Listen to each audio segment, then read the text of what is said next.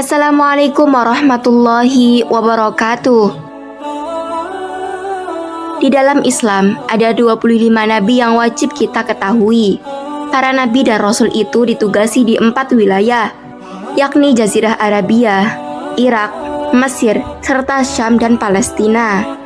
Nabi dan rasul yang terbanyak adalah diutus di wilayah Syam dan Palestina, yaitu sebanyak 12 nabi.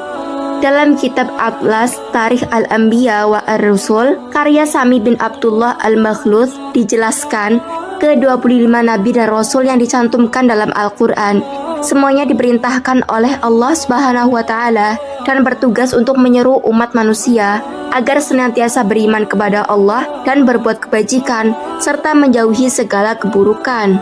Semua membawa bukti yang nyata. Hal ini disebutkan dalam Al-Quran. Allah Subhanahu wa Ta'ala berfirman dalam Quran Surah Al-Hadid ayat 25, "Sesungguhnya kami telah mengutus rasul-rasul kami dengan membawa bukti-bukti yang nyata, dan telah kami turunkan bersama mereka kitab dan neraca, supaya manusia dapat melaksanakan keadilan." Lalu mengenai 12 nabi yang diutus di wilayah Syam dan Palestina, tentu terdapat pertanyaan, mengapa sebanyak itu Allah mengutus nabi di wilayah tersebut? Apakah kondisi umat di sana begitu sesat? Tak ada keterangan yang kuat mengenai hal tersebut, karena semua hal itu adalah kehendak atau iradah Allah Subhanahu wa Ta'ala. Mereka ditugasi untuk berdakwah dan menyeru umat manusia agar kembali ke jalan yang benar dan senantiasa beriman kepada Allah Subhanahu wa Ta'ala.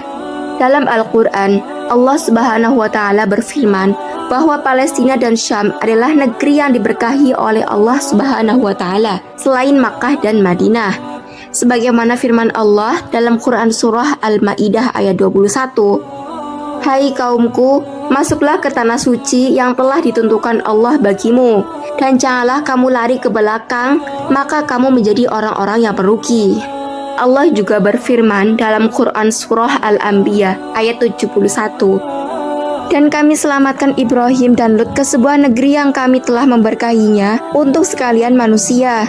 Allah juga berfirman dalam Quran Surah Al-Isra ayat 1, "Maha suci Allah yang telah memperjalankan hambanya pada suatu malam dari Al-Masjidil Haram ke Al-Masjidil Aqsa yang telah kami berkahi sekelilingnya."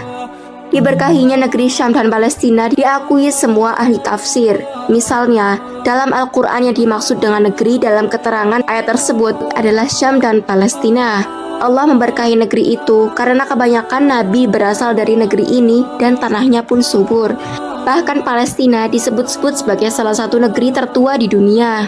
Di Palestina pula, tepatnya Yerusalem, kota ini disebut sebagai kota tiga iman. Menurut Profesor Dr. Umar Anggarajeni, kota Yerusalem merupakan bukti yang paling baik dalam kekunoan permukiman-permukiman bangsa Arab. Konon, ada yang menyebut bangsa Kanaan adalah bangsa kuno yang telah tinggal di kota Yerusalem. Kota ini didirikan oleh suku-suku Jebus, yaitu cabang dari bangsa Kanaan yang hidup sekitar 5.000 tahun lalu. Yang pertama mendirikan Yerusalem adalah seorang raja bangsa Jebus Kanaan. Karenanya, sangat wajar di negeri ini diutus banyak nabi dan rasul. Bahkan, dalam literasi sejarah, ada yang menyebut di negeri inilah terdapat Haikal Sulaiman dan Kerajaan Daud. Juga tempat kelahiran Nabi Isa, tempat diazabnya kaum Lut, tempat Nabi Zakaria melaksanakan sholat, tempat Rasulullah Shallallahu Alaihi Wasallam melaksanakan Isra Mi'raj. Bagi umat Islam, di salah satu menara masjid di Damaskus diyakini sebagai tempat turunnya Nabi Isa di akhir zaman atau menjelang kiamat nanti. Sejarah keberkahan bumi Syam dan Palestina, serta banyaknya nabi yang diutus di wilayah tersebut. Semoga video kali ini bermanfaat. Terima kasih. Wassalamualaikum warahmatullahi wabarakatuh.